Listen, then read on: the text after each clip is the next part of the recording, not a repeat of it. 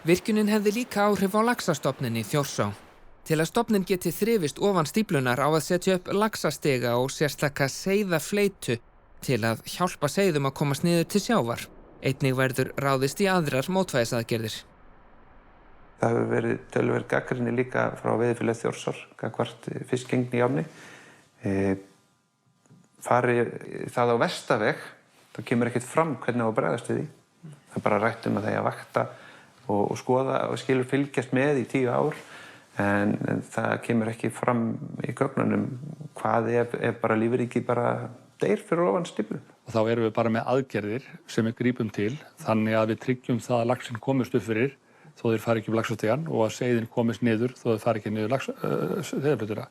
Þetta má til dæmis gera með því að fanga fiskinn bara fyrir neðan þá laxastigann og fara með hann upp fyrir meðan við erum að laga það sem þarf að laga en þetta er alveg þekkt tækni. Og sama tíma, þá munum við fylgjast með því hvort að seiðin fari niður og ef það gerist ekki, segjum að myndi ekki stoppa einhverjum stað í lóninu, að þá hleypum við bara úr lóninu.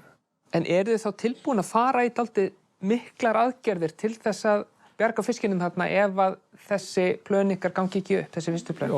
Það mun vera sett bara krafa á okkur að gera það, við þurfum að vera með neyðaráhrifum hvað við gerum, en við erum fullviss það að þetta muni virka.